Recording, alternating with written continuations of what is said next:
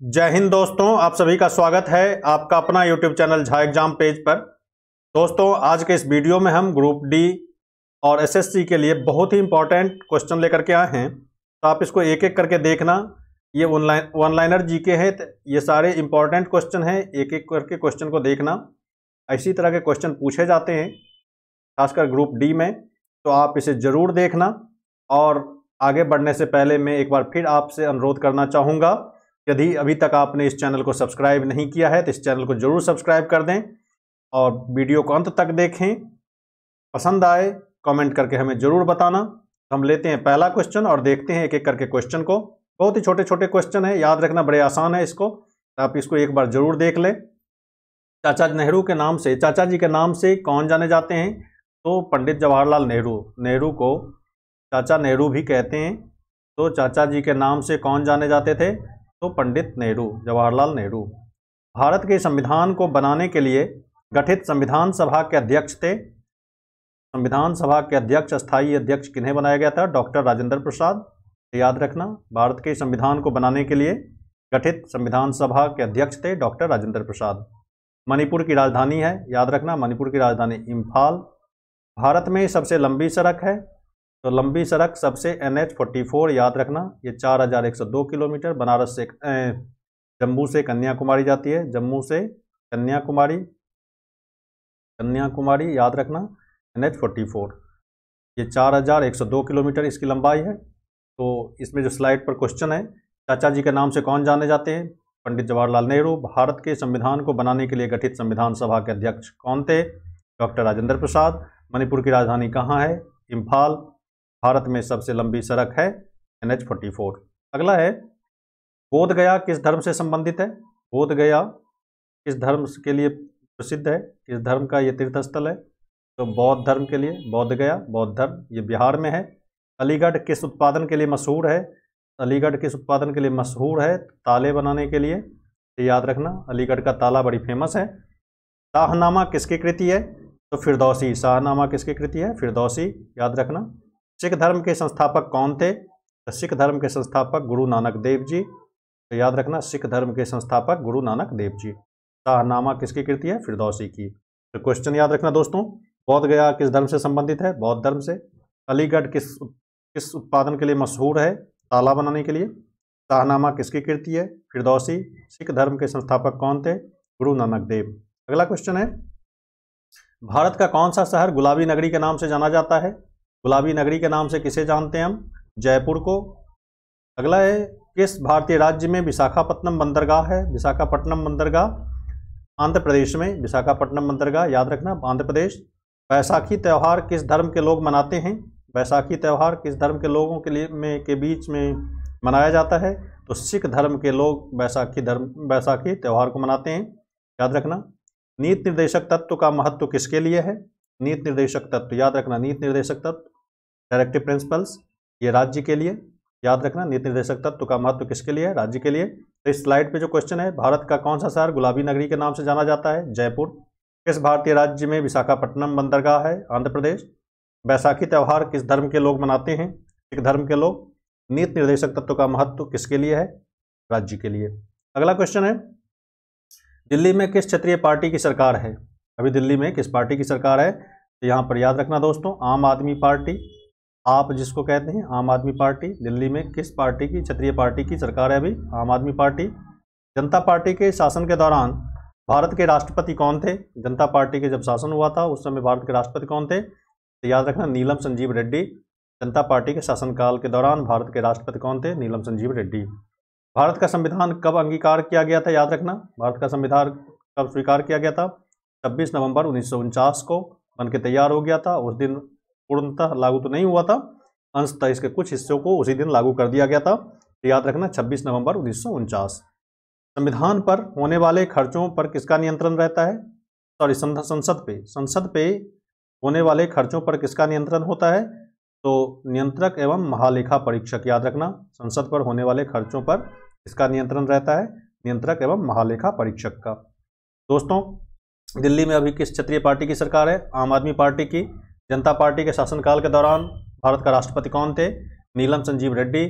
भारत का संविधान कब अंगीकार किया गया था? 26 नवंबर 1949। संसद पर होने वाले खर्चों पर किसका नियंत्रण रहता है? नियंत्रक एवं महालेखा परीक्षक का। नेक्स्ट है, संविधान सभा की प्रथम बैठक कब हुई थी? संविधान सभा की प्रथम बैठक 9 दिसंबर 1946 को, याद रखना 9 दिसंबर 1946 संविधान सभा की प्रथम बैठक। संविधान सभा को किसने मूर्त रूप प्रदान किया? संविधान सभा को मूर्त रूप प्रदान करने वाले पंडित नेहरू थे, जवाहरलाल नेहरू, याद रखना। लोकसभा तथा राज्यसभा की संयुक्त बैठक कब होती है? संसद का सत्र शुरू होने पर इसकी क्या होती है? संयुक्त बैठक बुलाई जाती है, याद रखना। लोकसभा तथा राज्यसभा की संयुक्त बैठक संसद के सत्र शुरू होने पर। राष्ट्रपति चुनाव संबंधी मामले किसके पास भेजे जाते हैं? राष्ट्रपति चुनाव संबंधी मामले, यदि कोई मामला आता है राष्ट्रपति के चुनाव से संबंधित, कोई विवाद आता है तो किसके पास भेजे जाते हैं? उच्चतम न्यायालय, सर्वोच्च न्यायालय के पास, याद रखना दोस्तों। सर्वोच्च न्यायालय राष्ट्रपति के चुनाव संबंधी विवाद को सर्वोच्च न्यायालय में ही भेजा जाता है। नेक्स्ट है, भारत के प्रथम सिख राष्ट्रपति कौन थे? भारत के प्रथम सिख राष्ट्रपति तो ज्ञानी जैल सिंह, याद रखना, ज्ञानी जैल सिंह प्रथम सिख राष्ट्रपति थे। हरियाणा राज्य कब बना था? 1 नवंबर 1966, याद रखना। हरियाणा राज्य कब बना था? 1966 में। पृथ्वी का एकमात्र प्राकृतिक उपग्रह, पृथ्वी का एकमात्र उपग्रह कौन सा है? प्राकृतिक उपग्रह चंद्रमा, मून। अगला क्वेश्चन है, गांधी फिल्म में गांधी की भूमिका किसने निभाई? गांधी फिल्म में गांधी की भूमिका बेन किंग्सले ने निभाई थी, याद रखना, बेन किंग्सले। गांधी फिल्म में गांधी की भूमिका निभाई थी बेन किंग्सले ने। याद रखना दोस्तों, भारत के प्रथम सिख राष्ट्रपति कौन थे? ज्ञानी जैल सिंह। हरियाणा राज्य कब बना था? 1 नवंबर 1966 को। पृथ्वी का एकमात्र प्राकृतिक उपग्रह चंद्रमा। गांधी फिल्म में गांधी की भूमिका किसने निभाई? बेन किंग्सले ने। नेक्स्ट क्वेश्चन है, किस देश से राज्य के नीति निर्देशक तत्व की प्रेरणा मिली है? आयरलैंड, यानी नीति निर्देशक तत्व किस देश के संविधान से लिया गया है? तो याद रखना आयरलैंड। कौन सा हिंदी साहित्यकार राज्यसभा का सदस्य था? हिंदी साहित्यकार तो आपको पता है रामधारी सिंह दिनकर राज्यसभा के अध्यक्ष चुने गए थे। तो रामधारी सिंह दिनकर राज्यसभा का प्रथम जो साहित्यकार थे, राज्यसभा में गए थे, वो थे पंडित रामधारी सिंह दिनकर। उत्तर प्रदेश की प्रथम महिला मुख्यमंत्री कौन बनी?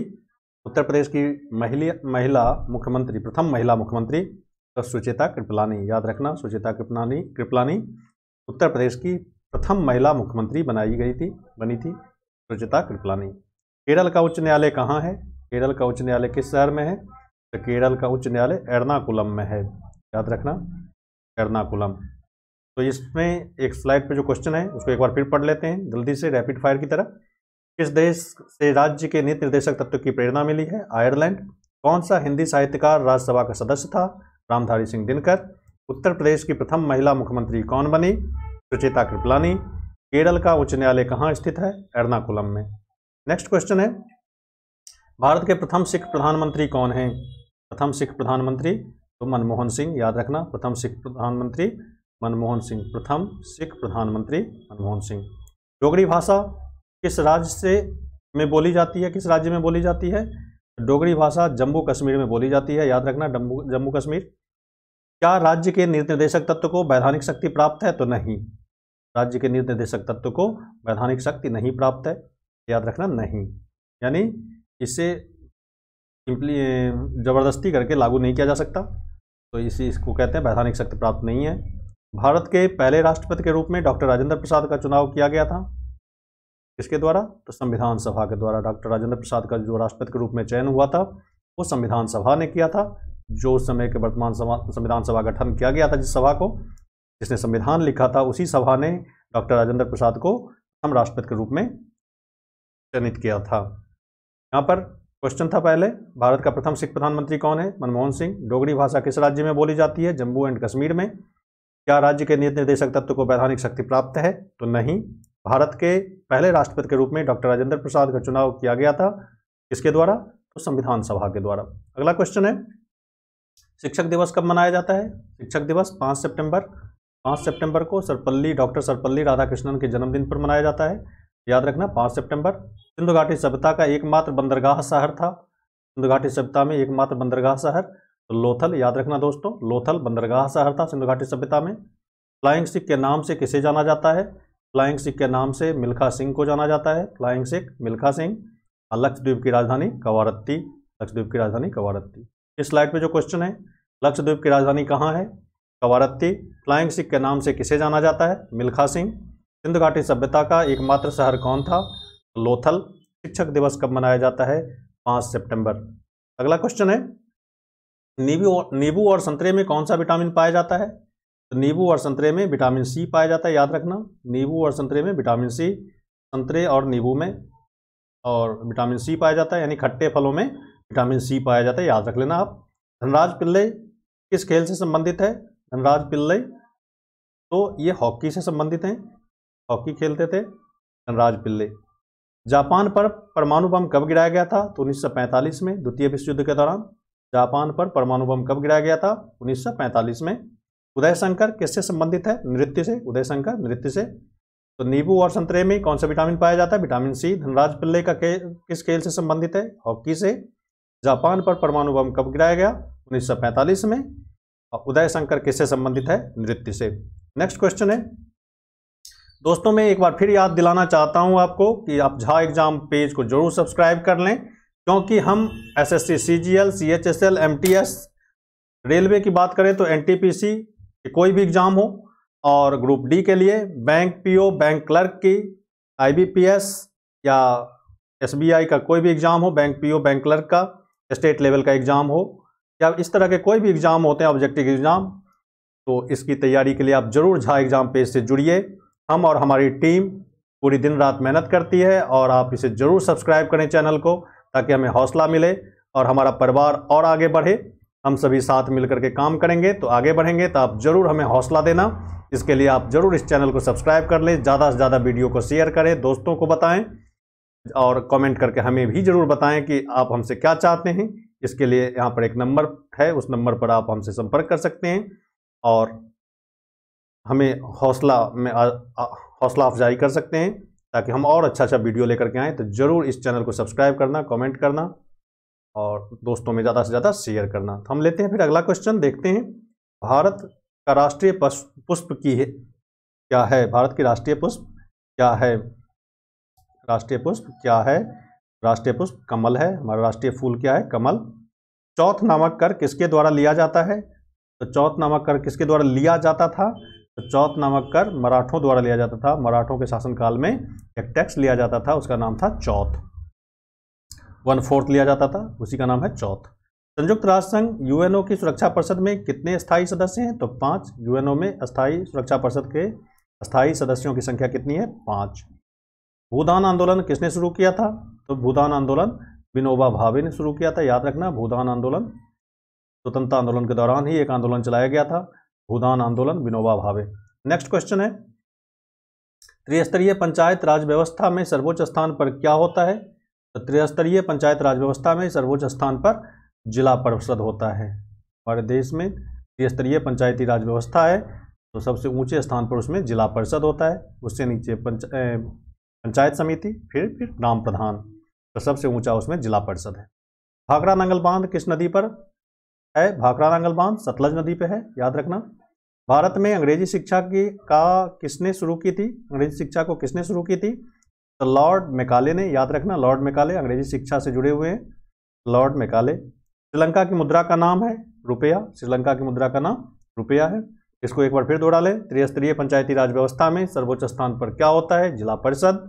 भाखड़ा नांगल बांध किस नदी पर है? सतलज नदी पे। भारत में अंग्रेजी शिक्षा को किसने शुरू की थी? लॉर्ड मैकाले ने। श्रीलंका की मुद्रा का नाम है रुपया। अगला है, भारतीय सेना में विजयंत नाम है। भारतीय सेना में विजयंत नाम एक टैंक का है। ये 2008 ईस्वी में इसे रिटायर कर दिया गया है। ये प्रथम स्वदेशी निर्मित टैंक है, प्रथम स्वदेशी टैंक विजयंत, याद रखना, स्वदेशी टैंक। इसके नाम से ही स्पष्ट है कि ये एक योद्धा की तरह इसका नाम है विजयंत, यानी ये एक टैंक था। 2008 में इसे रिटायर कर दिया गया। ये प्रथम स्वदेशी टैंक था विजयंत। भारत में कौन सा राज्य चाय उत्पादन के लिए जाना जाता है? तो चाय उत्पादन के लिए असम को जाना जाता है। असम में चाय का उत्पादन, असम चाय उत्पादन में बहुत अग्रणीय है। अगला है, द्रोणाचार्य पुरस्कार किससे संबंधित है? तो द्रोणाचार्य पुरस्कार खेल प्रशिक्षक को दिया जाता है। खेल में उत्कृष्ट प्रदर्शन के लिए जो कोच जो होते हैं उसको दिया जाता है, खेल के प्रशिक्षक को दिया जाता है। श्रेष्ठ गुरु कह सकते हैं, श्रेष्ठ खेल गुरु कह सकते हैं, खेल में जो आगे होते हैं उन्हें दिया जाता है। भारतीय मानक समय आधारित है किस पर? 82.5 डिग्री पूर्वी देशांतर पर। 82.5 डिग्री, इसको ऐसे भी लिखा हुआ रह सकता है पेपर में, तो ये भी वही चीज़ है। 82.5 डिग्री पूर्वी देशांतर, पूर्वी देशांतर, इससे हमारे देश का समय नापा जाता है। ये उत्तर प्रदेश के मिर्ज़ापुर नैनी से ये गुजरता है, मिर्ज़ापुर नैनी से, उसी वही मानक समय हमारे देश का। यहाँ पर देख लें, विजयन किसका नाम है? भारतीय सेना में विजयन, तो एक टैंक का। भारत का कौन सा राज्य चाय उत्पादन के लिए अग्रणीय माना जाता है? असम। द्रोणाचार्य पुरस्कार किसे दिया जाता है, किससे संबंधित है? तो खेल प्रशिक्षक से। तो खेल में उत्कृष्ट प्रशिक्षण के लिए जो पुरस्कार दिया जाता है वो द्रोणाचार्य पुरस्कार है। भारतीय मानक समय आधारित है 82.5 डिग्री पूर्वी देशांतर से। अगला क्वेश्चन है, डिस्कवरी ऑफ इंडिया नामक पुस्तक किसने लिखी थी? तो discovery of India Jawaharlal Nehru की है, याद रखना, discovery of India Jawaharlal Nehru की। खजुराहो स्थित है मध्य प्रदेश, खजुराहो स्थित है मध्य प्रदेश की, मध्य प्रदेश में। रामकृष्ण मिशन की स्थापना किसने की थी? रामकृष्ण मिशन की स्थापना स्वामी विवेकानंद जी ने, याद रखना, स्वामी विवेकानंद ने रामकृष्ण मिशन की स्थापना की थी। कौन सा देश नाथुला दर्रा के पार है? नाथुला दर्रा के पार चीन है। नाथुला दर्रा से होते हुए हम चीन को जाते हैं, तो याद रखना चीन क्या है? नाथुला दर्रा के पार है। यहाँ पर डिस्कवरी ऑफ इंडिया किसने लिखी? जवाहरलाल नेहरू ने। खजुराहो स्थित है मध्य प्रदेश में। रामकृष्ण मिशन की स्थापना स्वामी विवेकानंद ने। और नाथुला दर्रा के पार कौन सा देश है? चीन, यानी भारत और चीन के बीच में नाथुला दर्रा है। अगला है, प्रख्यात सिनेकार पृथ्वीराज कपूर और राज कपूर में क्या संबंध है? तो राज कपूर और पृथ्वीराज कपूर बाप बेटे का संबंध है, पृथ्वीराज कपूर के बेटे राज कपूर।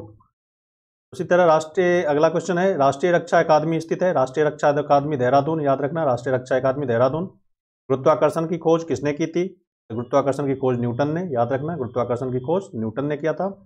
भारत के किस शहर में जंतर मंतर स्थित है? याद रखना, बहुत ही फेमस क्वेश्चन है। जंतर मंतर कहाँ कहाँ स्थित है? तो भारत में 5 प्रमुख जंतर मंतर हैं, एक दिल्ली, जयपुर, उज्जैन, बनारस और मथुरा। तो दिल्ली, जयपुर, उज्जैन, बनारस और मथुरा, ये 5 जगह जंतर मंतर हैं।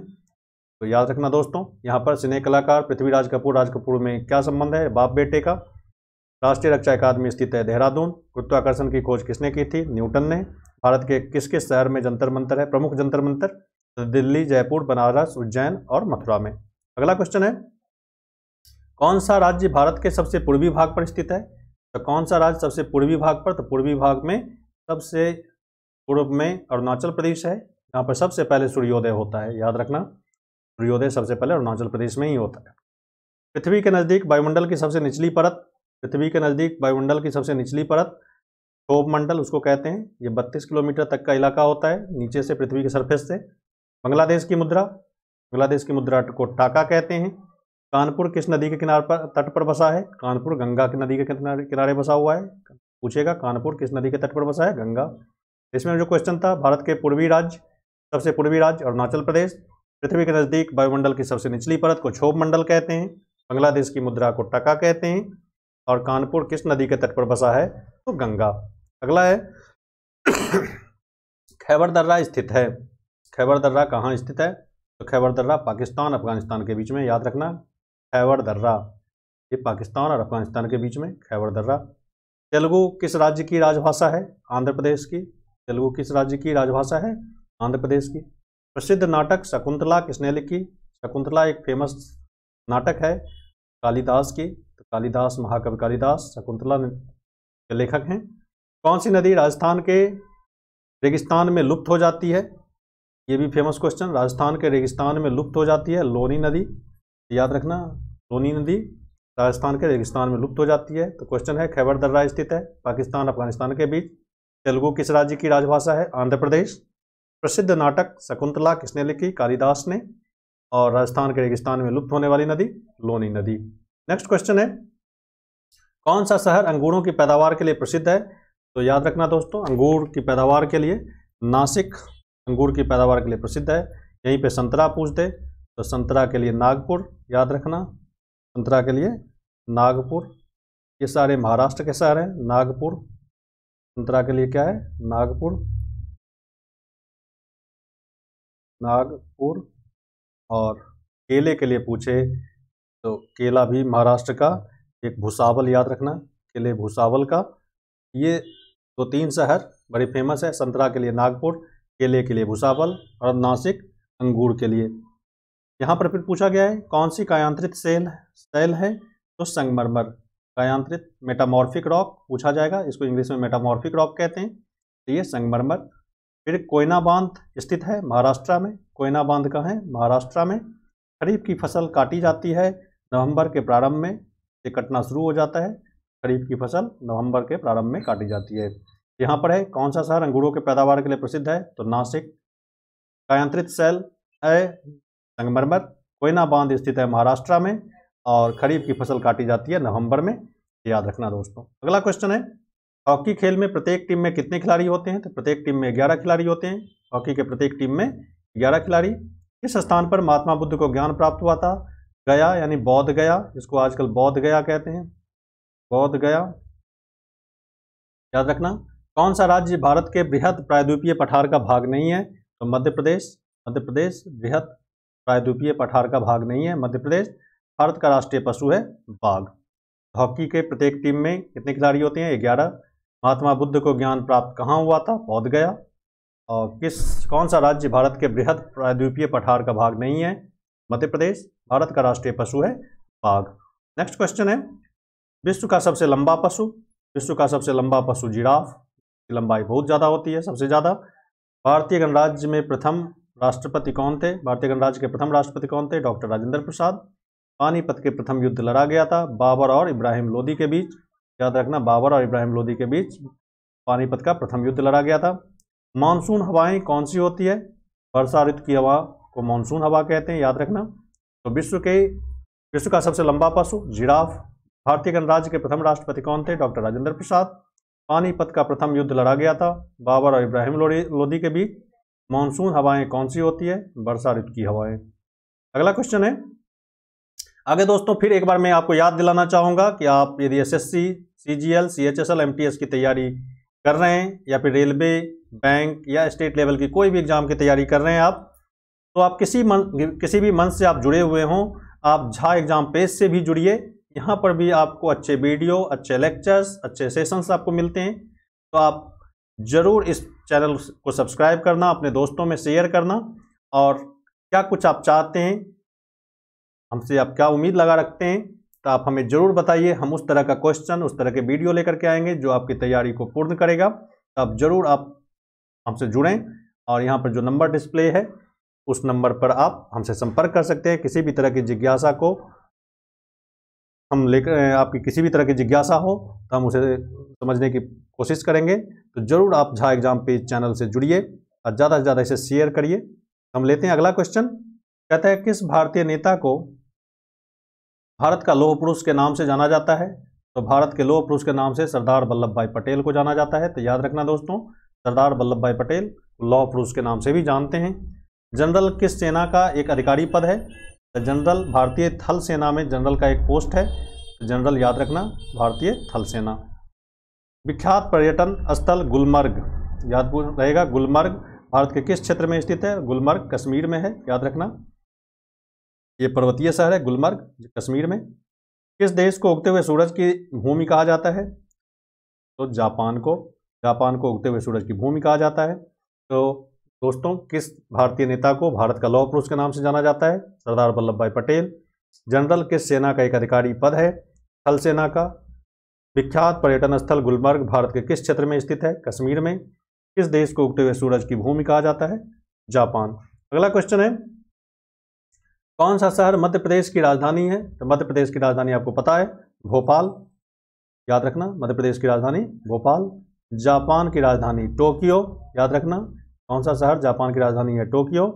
रेल पथ के मीटर गेज में की चौड़ाई कितनी होती है, 1 मीटर। मीटर गेज की लंबाई, चौड़ाई कितनी होती है, 1 मीटर।